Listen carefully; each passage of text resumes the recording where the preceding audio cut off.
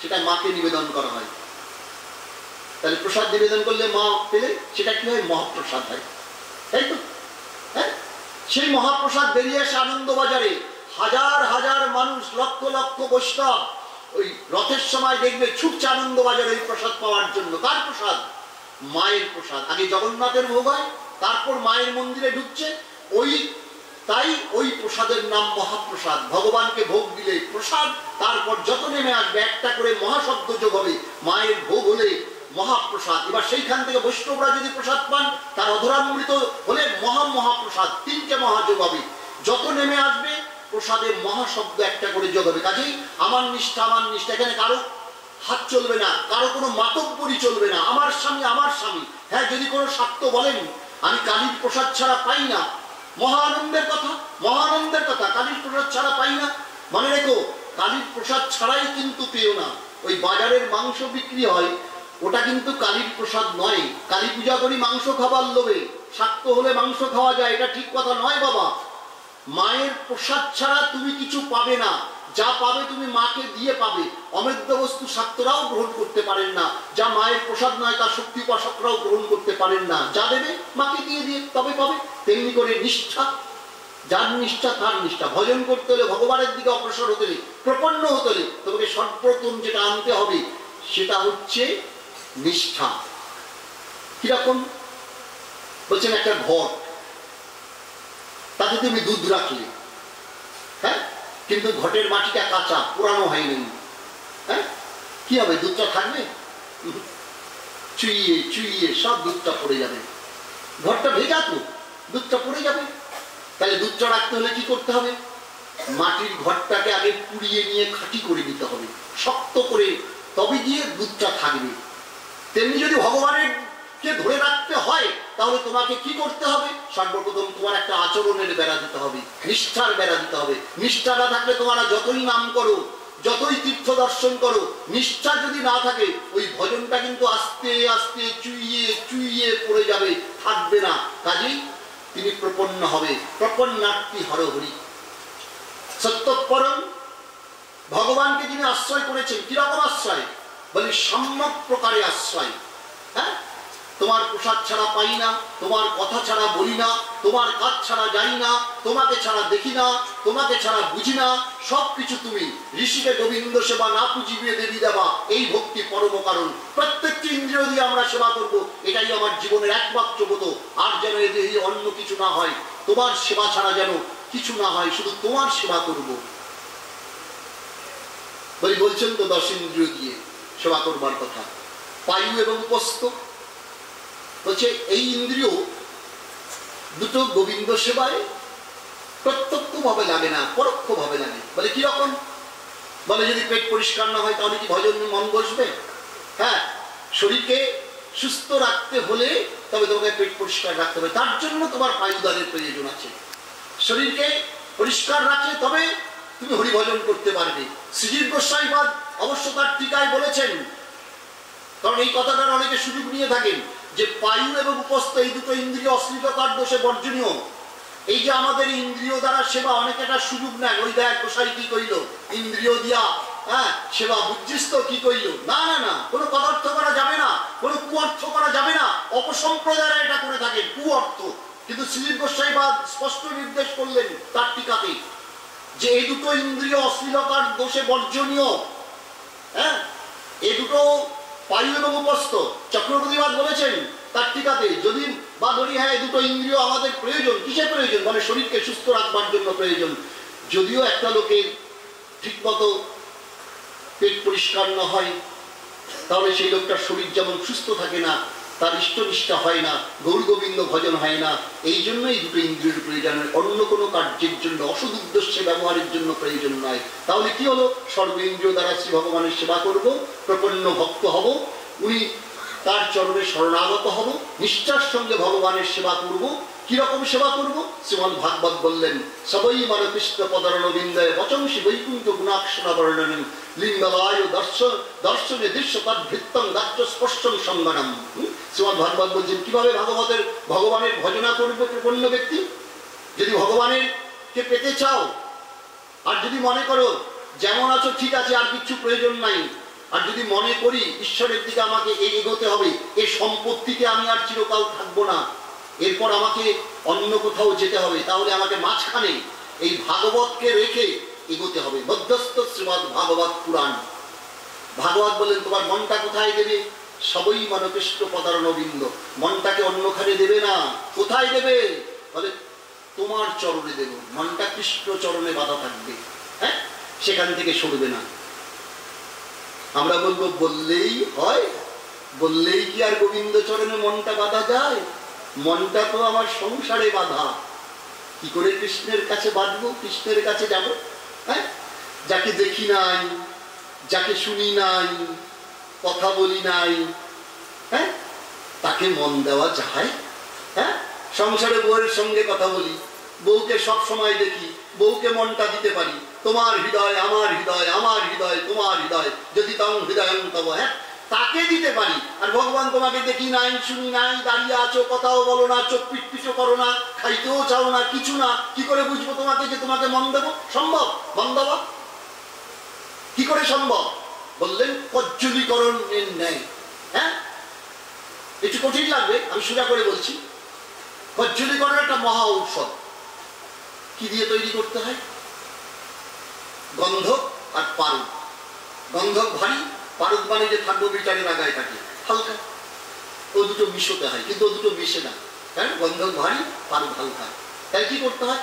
একটা কাগজ পেতে একটা খল নোড়া নিয়ে তার মধ্যে ওই গন্ধক এবং ওই পারদকে রেখে কি করতে হয়? ওই নোড়াটা দিয়ে ডলতে হয়। ডললে পারদটা ছিটকে ছিটকে পড়ে, আবার কাগজ থেকে তুলে আবার আবার ঘষতে থাকে। হ্যাঁ, এইভাবে ঘষতে ঘষতে ঘষতে ঘষতে একটা সময় দেখা যায় যে গন্ধকও নাই, পারদও নাই, দুটো মিশে গিয়ে তৈরি হয়েছে কজ্জলি। হ্যাঁ, যেটা নাকি কবিরাজি মহা ঔষধ, অত্যন্ত উপকারী ঔষধ। কি করে হয়? বলে ডলতে ডলতে ডলতে ডলতে তবে দিয়ে কজ্জলি তৈরি হয়। তেমনি এই মনটা চঞ্চল। এই চঞ্চল মনটা গৌর গোবিন্দের সঙ্গে মিলতে চায় না বাবা। বলে কি করতে হবে তাহলে আমাদের মনটা মিলাবো কি করে? বলে গোবিন্দ নামের সঙ্গে মনটাকে খালি ডলতে হবে। কিসে ডলবো? হ্যাঁ, বলে ওই মালার ঝোলার মধ্যে ফেলে, হ্যাঁ, যে হরিরামের মালা নাও, যে মালার ঝোলার মধ্যে ফেলে ওই খালি ডলতে থাকো, ডলতে থাকো, ডলতে থাকো। হ্যাঁ, নাম করতেই থাকো, নাম করতেই থাকো, খালি নাম করতেই থাকো। ওই নাম করতে করতে তোমার মন হবে কৃষ্ণময়, কৃষ্ণ হয়েছে মনোময়। বন্ধু, তুমি যদি মনকে কৃষ্ণময় করতে চাও তাহলে নামকে কখনো বন্ধ করো না। যে নাম তোমার হাতে তুলে দিয়েছেন, তোমার কানে দিয়েছেন, নিরন্তর তুমি সেই নাম করতে থাকো, দেখবে সংসার থেকে মনটা উঠে গিয়ে তার চরণে পড়েছে। বললেন সবাই বলো কৃষ্ণ পদারবিন্দ। যদি প্রপন্ন হতে হয়, ভগবত চরণে যেতে হয়, তোমার মনটা তার চরণে দিতে হবে। দিতে না পারো, চেষ্টা করো। একবারে কি হয় বলো দেখি? ক্রমে ক্রমে পাই যে ভবসিন্ধু পার। ধীরে ধীরে ধীরে ধীরে ধাপে ধাপে আমাদের এগোতে হবে। যদি মা এক জায়গাতে দাঁড়িয়ে থাকি তবে তো আর এগোনো যাবে না। হ্যাঁ, সময় তো চলে যাচ্ছে। আয়ু ধরতি বৈপুংসম উদ্ধারের জন্মস। সামনের সময়টা কিন্তু কমে আসছে, মৃত্যুর দিকে আমরা এগিয়ে যাচ্ছি। সূর্য উদিত হচ্ছে, সূর্য অস্ত যাচ্ছে, একদিন করে আয়ু কমে যাচ্ছে। সারাদিন তার জন্য কি করলাম? সংসারের জন্য তো কত কিছু রান্না বান্না করলাম, নিজের জন্য কিছু করলাম কি? যখন দেখবে শেষ, কিচ্ছু নাই আর, সব হারিয়ে বসে আছি, হ্যাঁ, তখন কাঁদি চোখের জলে দুইটি নয়ন ভরে, তোমায় কেন দিনই আমরা সকল শূন্য করি। হ্যাঁ, যদি সময় থাকতে তোমরা তার চরণে সব সঁপে দিতাম প্রভু, আজ তো আমার এই ভাবনা ভাবতে হতো না। এরপরে কি হবে? আমাকে তো যেতে হবে অনেক দূরে, অনেক দূরে, আরো দূরে যেতে হবে। এরা কেউ আমার সঙ্গে, যাদের জন্য এত রান্না বান্না, এরা কেউ আমার সঙ্গে থাকবে না, কেউ থাকবে না। বলে কেউ থাকবে না? বলে না, যখন অন্ধকার ঘনিয়ে আসবে, তোমাকে নিয়ে যাওয়ার জন্য যখন সবাই ব্যস্ত হয়ে পড়বে, হ্যাঁ, কেউ থাকবে না। হ্যাঁ, থাকবে। বলে একজন তোমার সঙ্গে থাকবে। কে থাকবে? যখন তোমার অন্ধকার ঘনিয়ে আসবে, চতুর্দিকের মানুষ তোমাকে নিয়ে যাওয়ার জন্য ব্যস্ত হবে, তখন কে আসবেন? আসবেন পরম দয়াল শ্রী গুরুদেব। তিনি এসে তোমার পাশে দাঁড়াবেন, বলবেন, হ্যাঁ, তার তিনি বলবেন, তোর ভয় নাই, আমি আছি তো, আমি তোকে নিয়ে যাব এই অন্ধকার জগৎ থেকে গৌর গোবিন্দের পাদপদ্মে। হ্যাঁ, তিনি সামনে সামনে আলো ধরে যাবেন, আমরা তার পেছনে পেছনে যাব। তুমি জেনে রেখো, গুরুদেব আমার সঙ্গে থাকবেন। ভগবান যেমন নিত্য বিগ্রহ, শ্রী গুরুদেব যেমন নিত্য বিগ্রহ, গুরুদেবের কখনো বিরহ হয় না। তুমি জেনে রেখো, তোমার যখন প্রয়োজন, যখন তুমি ডাকবে, শ্রী গুরুদেব এসে তোমার সামনে দাঁড়াবেন। চলো, আমি আছি, তোমার ভয় নাই, এই অন্ধকার আমি তোমার পথ দেখিয়ে নিয়ে যাব তার চরণে। তাই তো তাকে পাবার জন্যই আমাদের এত চেষ্টা। হ্যাঁ, আমাকে অন্ধকার থেকে আমায় আলোয় নিয়ে চলে যাবেন, আমাকে মৃত্যুলোক থেকে আমাকে অমৃতলোকে নিয়ে চলে যাবেন। কে নিয়ে যাবেন? পরম দয়াল শ্রী গুরুদেব আমাদের তুলে ধরে নিয়ে যাবেন, এই আমাদের ভরসা। তাহলে আমরা গুরুপাদবদ্ধ আশ্রয় করে আমরা শরণাগতি গ্রহণ করব, প্রপন্ন হব। হ্যাঁ হ্যাঁ, আর প্রপন্ন হতে হলে তোমাকে সর্বপ্রথম নিষ্ঠা গ্রহণ করতে হবে, সদাচার পালন করতে হবে। সদাচার ধর্মকে রক্ষা করে কে? ধর্মের আচার।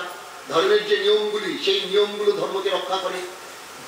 আর যার আচার নাই, সর্বাচার বিহনন্তম নেচ্ছু ইতি বিধয়েতে, যদি আচরণ নাই, যে কোনো নিয়ম মানে না, হ্যাঁ, যে সাধারণ জীবন যাপন করে বলে সে হচ্ছে ম্লেচ্ছ ব্যক্তি। তার দায়িত্ব ভগবানের নয়, তার দায়িত্ব শ্রী গুরুদেব গ্রহণ করেন না। আত্মসমর্পণ করলে তবে গিয়ে তিনি গ্রহণ করবেন।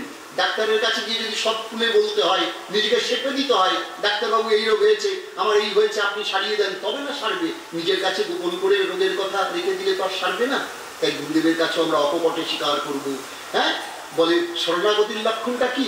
ওই যে সদাচার বলো, শরণাগতি বলো, প্রপন্ন হওয়া বলো, যা কিছু কথা সব কাছাকাছি শব্দ। লক্ষণটা কি? চক্রবর্তীবাদ বলেছেন, অনুকূল্যস্য সংকল্প প্রতিকূলস্য বিবর্জনম রক্ষিষ্যতি যে বিশ্বাস দত্তিত্ব বর্ণম কথা। হ্যাঁ, তার চরণে মনটা সমর্পণ করে দেব। একটা পেলাম, হ্যাঁ, মুখ দিয়ে কি করব? আগে শ্লোকের একটু ঝালিয়ে নি। মন দিয়ে কি করবো? মুখ দিয়ে ভগবানের গুণের কথা বলবো, হাত দিয়ে করো হরির মন্দিরে মার্জনা দি, ভগবানের মন্দির মার্জনা করব, দেব মন্দির মার্জনা করব, ভগবানের জন্য ফুল তুলবো, তার জন্য রান্না করব, তার জন্য ফুলের মালা গাঁথবো, তুলসী তুলবো, চন্দন ঘষবো। এই হাত দুটো আমরা সেবা করবার জন্য পেয়েছি বাবা। হ্যাঁ, এই জন্য হাত দুটো পেয়েছি। হ্যাঁ, কিসের জন্য? ভগবানের সেবা করবার জন্য। কি দেখবো চোখ দিয়ে? বললো ভগবানের বিগ্রহ দর্শন করব। কি স্পর্শ করব? ভগবত ভক্তের চরণ স্পর্শ করব, ভগবান ভক্তের চরণ ছোব।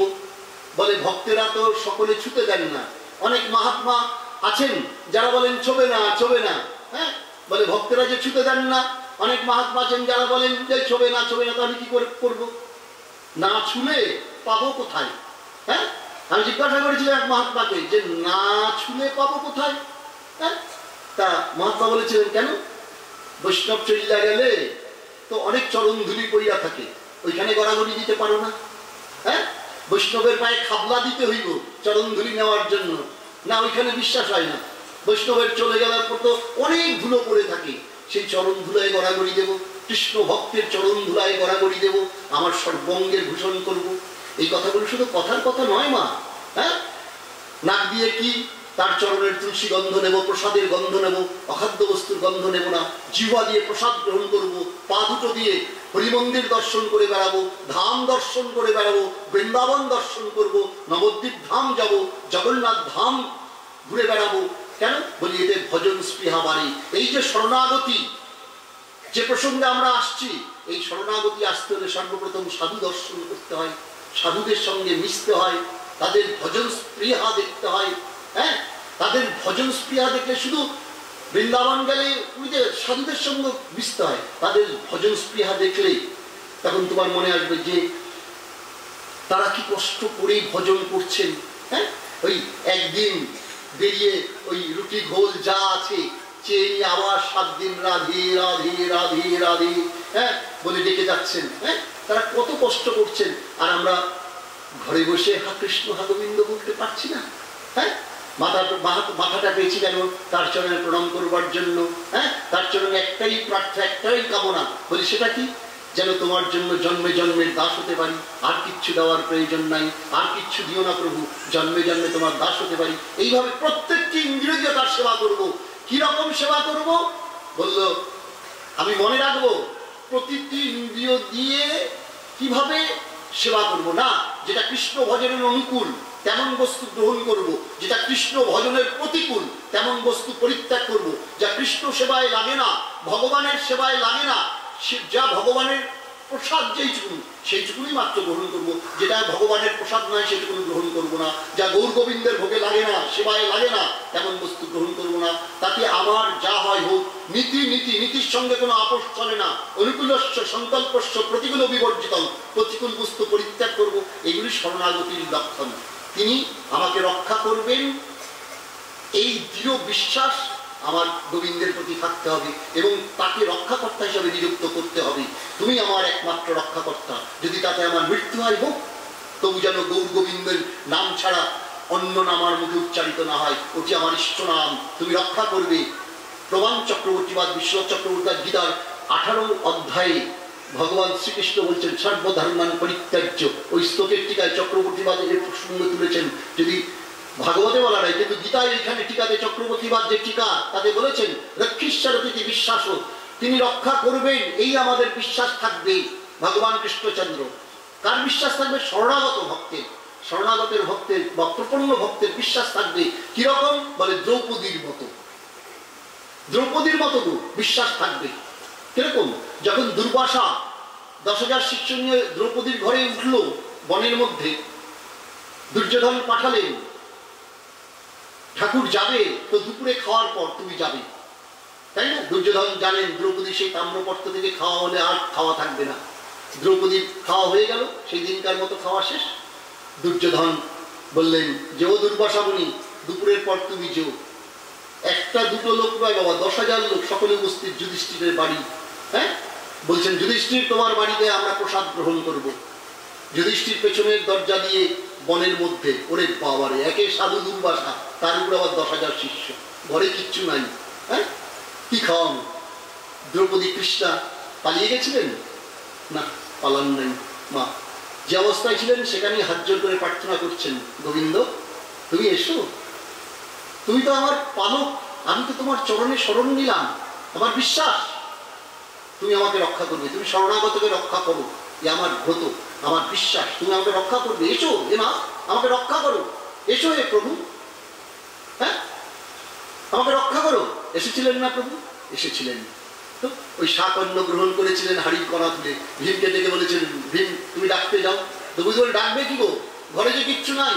বলে আমি যার ঘরে আছি তার আবার অভাব আছে, যাও ডেকে পাঠাও। ভীমসেন ডাকতে গেছেন নদীর তীরে, দেখছেন ওই 10,000 শিষ্য একসঙ্গে পাগল হয়ে, হ্যাঁ ধুলোতে গড়াগড়ি খাচ্ছে আর কি সব বলছে। কি বলে শুনি তো? গিয়ে দেখছে তারা বলছে, দুর্যোধন তুমি ভেবেছিলে আমরা বড় বোকা না, আমরা ওখানেই অঙ্ক কষে নিয়েছিলাম, তুমি কেন আমাদের যুধিষ্ঠিরের ঘরে পাঠাচ্ছ? আমাদের খেতে দিতে পারবে না, আমরা অভিসম্পাত করবো, যুধিষ্ঠির পুড়ে ছাই হয়ে যাবে, তোমার সিংহাসনের দাবিদার আর কেউ থাকবে না, এই জন্য তুমি পাঠিয়েছিলে, তাই না? আমি ওখানেই বুঝেছিলাম তোমার ঘরে রাজভোগ রসগোল্লা অনেক খেয়েছি, কিন্তু গোবিন্দ প্রসাদ কোনোদিন পাইনি। দেখো আজ এখানে এসে গোবিন্দ প্রসাদে আমাদের আকণ্ঠ পরিপূর্ণ, আমরা তাই ধুলোয় গড়াচ্ছি, হ্যাঁ কৃষ্ণ বলে কাচ্ছি, কৃষ্ণ বলে নাচছি। হ্যাঁ তুমি ভেবেছিলে তাই তো, আমরা ওখানেই সেটা জেনে নিয়েছিলাম। হ্যাঁ তা তুমি আমাদের বোকা ভেবেছিলে, তাই না?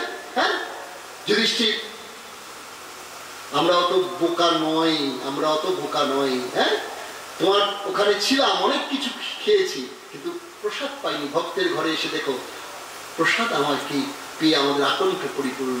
দুর্যোধনের ঘরে পাবো, তাই আমরা এখানে ছুটেছিলাম। রক্ষিষ্যের দিকে বিশ্বাস, তিনি রক্ষা করবেন, এই দৃঢ় বিশ্বাস, রক্ষা করবেনই করবেন। যখন দুঃশাসন তার কাপড় ধরে টানছেন, রাষ্ট্রবাদে তো রথী মহারথীর অভাব ছিল না, ছিল না। দুর্দান্ত প্রতাপশালী পঞ্চস্বামী এক ভীম ইচ্ছা করলেই সব শেষ করে দিতে পারতেন। দ্রোণাচার্য, কৃপাচার্য, ভীষ্মদেব, ধৃতরাষ্ট্র, কে ছিল না আসলে? দ্রৌপদীকে যখন বস্ত্র ধরে টানছেন, দ্রৌপদী সকলকে বলছেন তোমরা থাকতে আমার এই অপমান, দুঃশাসন আমার কাপড় ধরে টানছে, তোমরা কি আমাকে আমার শ্লীলতা হানি করছে, তোমরা কি আমাকে রক্ষা করবে না? আমরা তোমার ঘরের বউ, তোমরা কেউ আমাকে রক্ষা করবে না? এই জগতে কোনো স্বামী আসেন নাই ও রক্ষা করতে, কেউ এক পায়ে গিয়ে আসেন নাই দ্রৌপদীর লজ্জা নিবারণ করবার জন্য।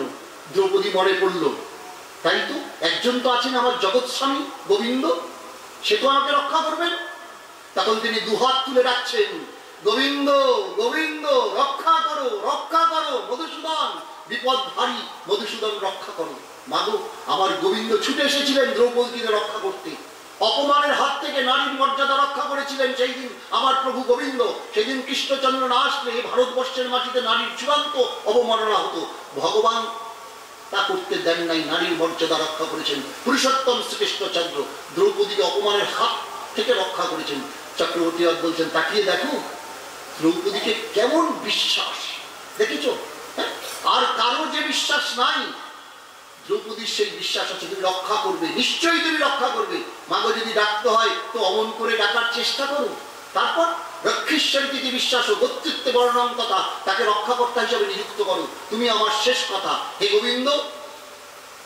করার পর আত্মনিষ্কাশন, তার চরণে আত্মনিবেদন করে দাও, তার কাছে দৈনক্তি করে প্রার্থনা করো, তুমি আমাকে রক্ষা করো হে গোবিন্দ, তুমি আমাকে রক্ষা করো, নিরন্তর প্রার্থনা করো। বলে আত্মনিবেদনটা কিভাবে? বলে চক্রবর্তী মানুষ গজরাজ গজেন্দ্রের মতো।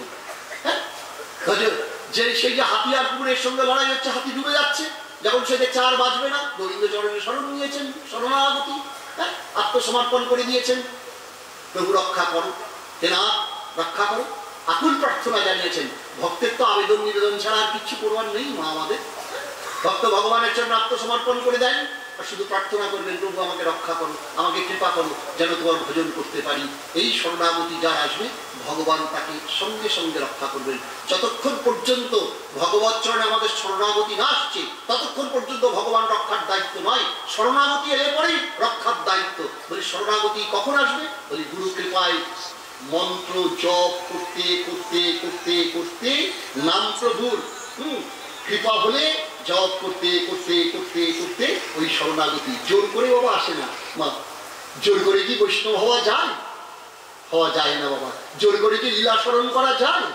যায় না বাবা। এই নাম প্রভুর কৃপায়, গুরু কৃপায় আমাদের শরণাগতি আসবে। সদ্গুরু সম্প্রদায় গুরুর কাছ থেকে মন্ত্র গ্রহণ করে শুদ্ধ আচরণ করে, বারবার বলছি যে সদাচার পালন করতে হবে। সদাচার বলতে যেমন আহার শুদ্ধি, বস্ত্র শুদ্ধি, পুষ্প শুদ্ধি, আসন শুদ্ধি, মালা ধারণ, তিলক ধারণ, হ্যাঁ, এইগুলি করতেই হবে ভজন করতে হলে বাবা। অশুদ্ধ কাপড়ে জপ করা যাবে না, অশুদ্ধ কাপড়ে আরতি করা যাবে না, ঠাকুরের সেবা করা যাবে না, ঢেকুর তুলতে তুলতে ঠাকুরের সেবা করা যাবে না, ধর্মাত্ম কলে করে ঠাকুরের সেবা করা যাবে না, বিগ্রহকে বাহাতে স্পর্শ করা যাবে না, অবৈধ পুষ্পের দ্বারা ঠাকুর সেবা করা যাবে না। এগুলি তো শুদ্ধি প্রসঙ্গ আসবেই। যদি অবৈধ পুষ্পের দ্বারা, যেমন গোবিন্দকে জবা ফুল দিতে পারবে না, লাল জবা, সাদা জবা দিয়ে পুজো হবে, লাল জবা যদি দাও তবে সেবা অপরাধ হয়ে যাবে। তা এই ভজন পথে চলতে হলে এইরকম সামান্য কিছু কিছু, যেমন শুদ্ধ আসনে বসতে হবে। কিসের আসন? মাটির আসনে বসা যাবে না, কাঠের আসনে বসা যাবে না, হয় কুশের আসন আর না হয়তো কম্বলের আসন, ভেড়ার লোম দিয়ে যে তৈরি কম্বলের আসন বসতে হবে। চারটে জিনিস কোনোদিন অপবিত্র হয় না বাবা। এক হচ্ছে আগুন, দ্বিতীয় হচ্ছে ব্রাহ্মণ, তৃতীয় হচ্ছেন ভেড়ার লোম, আর চতুর্থ হচ্ছে কুশ। এই চারটে জিনিস কোনোদিন অপবিত্র হয় না। কাজে আসনে বসতে হলে তোমাকে কুশের আসনে অথবা কম্বলের আসনে বা ভেড়ার লোম দিয়ে তৈরি কম্বলের আসনে বসে জপ করতে হবে। সেই আসনে বসে পূজা করতে হবে।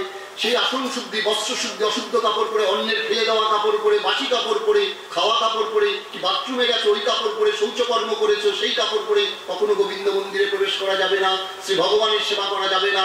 তাহলে আসন শুদ্ধি, বস্ত্র শুদ্ধি, আহার শুদ্ধি। আহার শুদ্ধির কথা তো এর আগে একবার বলেছিলাম, যাই তিলক ধারণ, মালা ধারণ, এই করে তুমি মোটামুটি শুদ্ধ হলে এবার তোমার ভজন শুরু হবে। ওই প্রথম পর্যায়গুলি তোমাকে অবশ্যই মেনে নিতে হবে। তোমায় তিলক মন্ত্র পড়ে তিলক ধারণ করতে হবে। বলে দীক্ষা নিয়েছি 50 বছর, কিছুই হইল না। হইবে কি করে? স্কুলে ভর্তি হইছো, পড়াশোনা তো করো নাই, হ্যাঁ, কি করে হবে? গলায় মালা পড়তে হবে, গলায় মালা দাও নাই, কপালে তিলক করো নাই। বলি মালা পড়তে লজ্জা বলে। কেন মালা পড়তে লজ্জা করবে কেন? গলায় যে হার করো তাতে লজ্জা করেন কেন করেছো? বলে ওটা আমার মানে স্টাইল, কি সুন্দর লাগে না? তার গলার মালা যদি তোমার স্টাইল হয়, তাহলে তুলসী মালা, যেটাকে কৃষ্ণ ভক্তি প্রদান করতে পারিনি, কৃষ্ণ ভক্তি প্রদায়নীকে তুলসী, তুলসী পড়তে লজ্জা করবে কেন বলো? হ্যাঁ, তিলক করতে লজ্জা করবে কেন? সিঁদুরের ফোঁটা দিতে লজ্জা করে না? হ্যাঁ, তাহলে যদি না লজ্জা করে তোমার স্বামীর মঙ্গলের জন্য, তা তোমার স্বামীর মঙ্গলের জন্য তুমি সিঁদুরের ফোঁটা করতে পারো, তা পরম স্বামীর জন্য কি তুমি একটু তিলকের ফোঁটা দিতে পারো না? সিঁদুর পড়তে পারো, তিলকের ফোঁটা দিতে পারো না? তিলক ধারণ করতে হবে বাবা। এগুলি লজ্জা না। মালা কৃষ্ণ ভক্তি প্রদায়িনী তুলসী, এই নিবেদন ধরো সখীর অনুজ্ঞা করো, যুগল চরণ দিয়া করো বৃন্দাবনবাসী। ইনি ইচ্ছা করলে আমাদের যুগল চরণ দান করতে পারেন, ইনি আমাদের বৃন্দাবনবাসী করতে পারেন। কৃষ্ণ ভক্তি প্রদায়িনী তুলসী, তাই তাকে আমরা কণ্ঠে অবশ্যই ধারণ করব, অবশ্যই ধারণ করব তুলসীর মালা। বলে তুলসীর মালায় গলায় দিলে নাকি মিথ্যা কথা পাওয়া যায় না। হ্যাঁ, সংসারে থাকি কত মিথ্যা কথা কই বলতে হয়, হ্যাঁ, তাই মালা করি না। বলিস মিথ্যা কথা বলার কি শখ রে বাবা, হ্যাঁ, কি আকুলতা। এই আকুলতা যদি ভগবানের জন্য থাকতো আমাদের, হ্যাঁ, মিথ্যে কথা বলতে পারবে না। হ্যাঁ, হায় হায় বুক বোধার ফাইটটা দেবে। হ্যাঁ, মিথ্যা কথা না বলতে পারলে, মিথ্যা না বলতে পারলে। বলে শাস্ত্র কোথাও বলে নাই তুলসী মালা গলায় দিয়ে মিথ্যা কথা বলা যাবে না, এমন কথা শাস্ত্রে কোথাও বলা নাই, বরং উল্টোটাই বলা আছে মহাত্মা প্রসঙ্গে।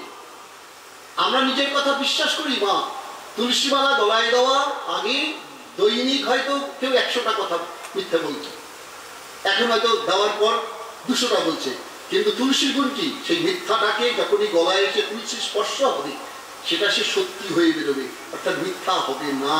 হ্যাঁ, মিথ্যা হবে না।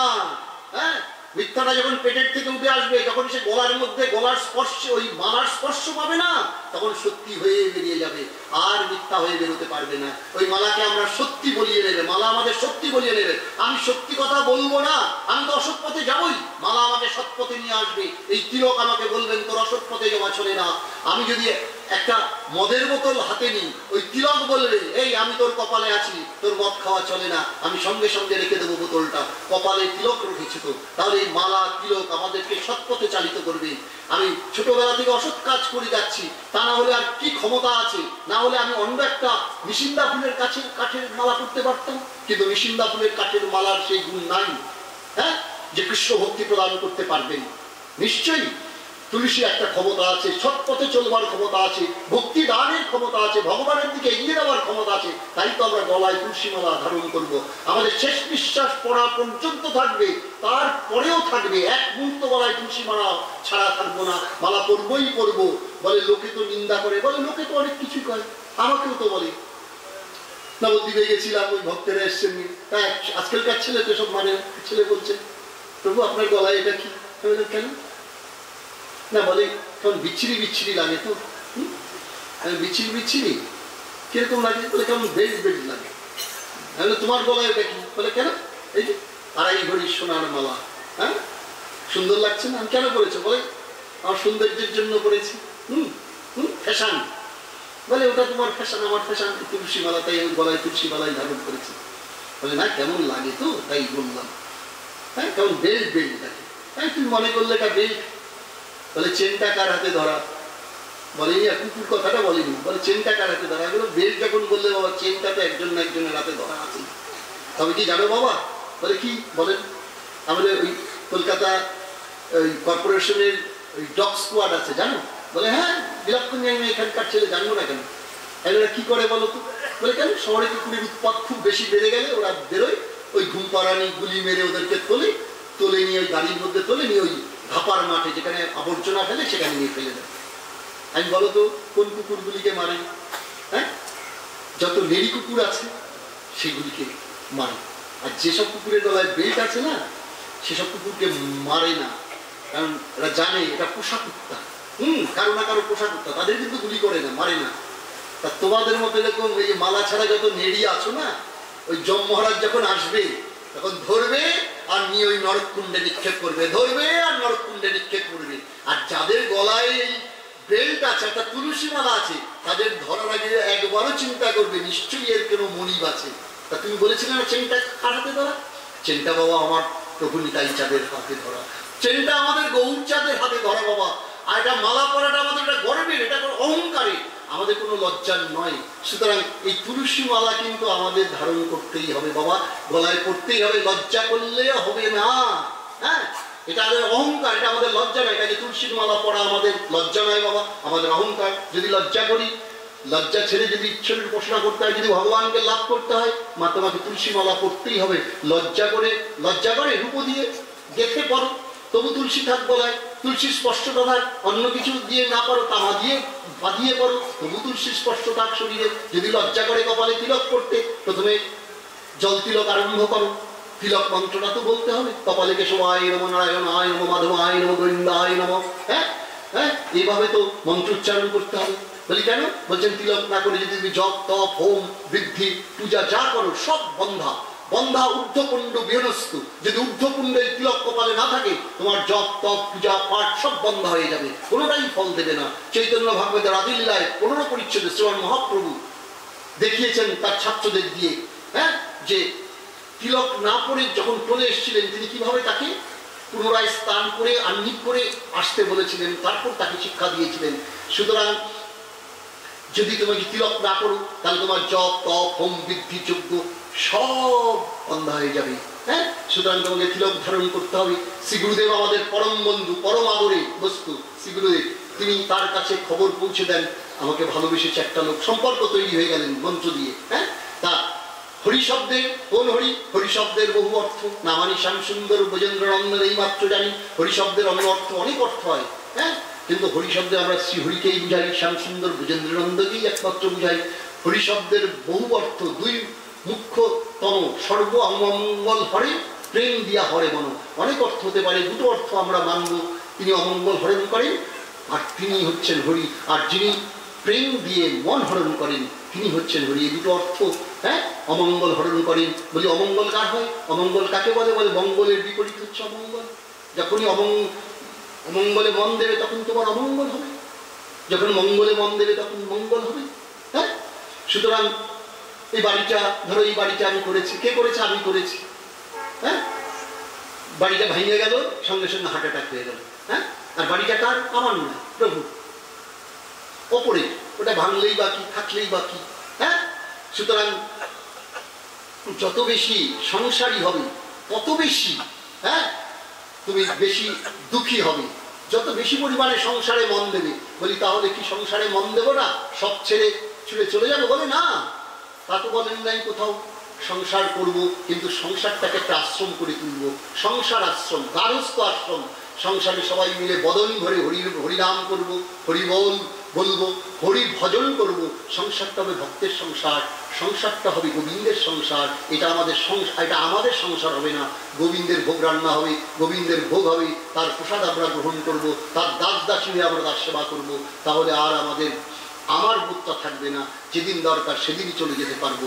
তা না হলে কি হবে? যদি সংসারে মন দিই, যেই মাত্র মন দেব সেই মাত্র আমাদের সমস্ত অমঙ্গল আমাদেরকে ঘিরে ধরবেন। কিভাবে ঘিরে ধরবেন, কিভাবে এর থেকে উদ্ধার হবে, এই প্রসঙ্গে অনেক কথা বলা আছে। আজকে এই পর্যন্তই বলে বিশ্রাম দিলাম শ্রীপাঠের। আপনাদের সকলের চরণে আমার সশ্রদ্ধ প্রণাম জানিয়ে আজকের মতো শ্রীপাঠের বিশ্রাম। আগামীকাল আবার 7টার সময় আমরা বসবো। হ্যাঁ, এই শ্লোকের পরের ব্যাখ্যাটা করবার চেষ্টা করব। হ্যাঁ, আপনারা সকলে কৃপা করবেন, ভুল ত্রুটি হলে সন্তান জ্ঞানে ক্ষমা করে দেবেন। শ্রী গুরু শ্রীনিতাই গৌর সীতারাম।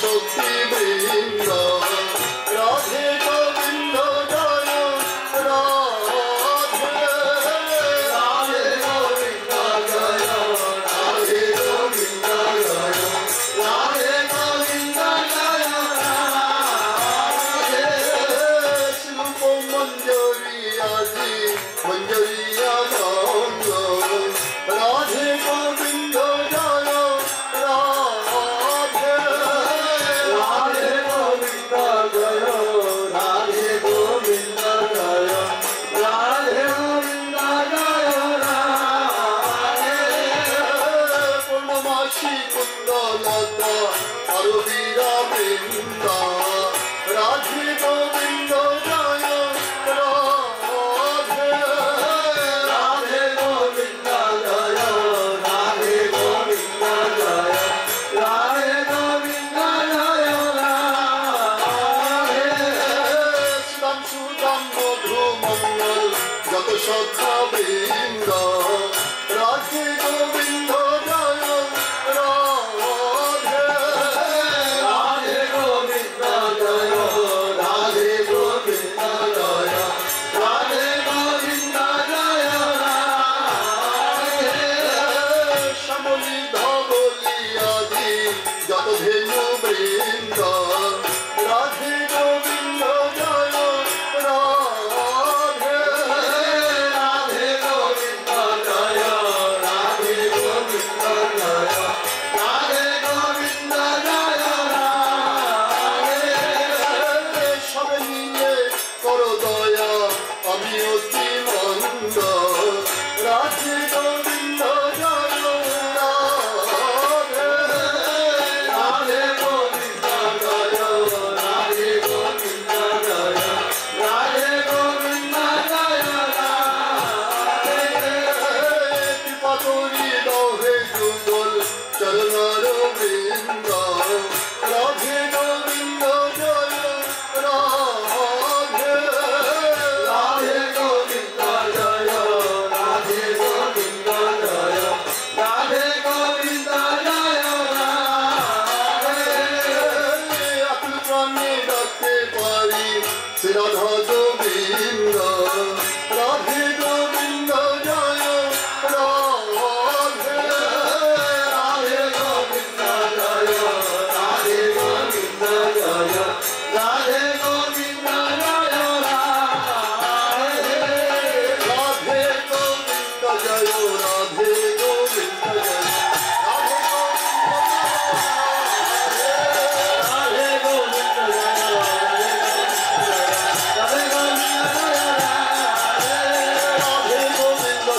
রাধে গোবিন্দ জয় রাধে গোবিন্দ জয় রাধে গোবিন্দ জয় রাধে গোবিন্দ জয় রাধে গোবিন্দ জয় রাধে গোবিন্দ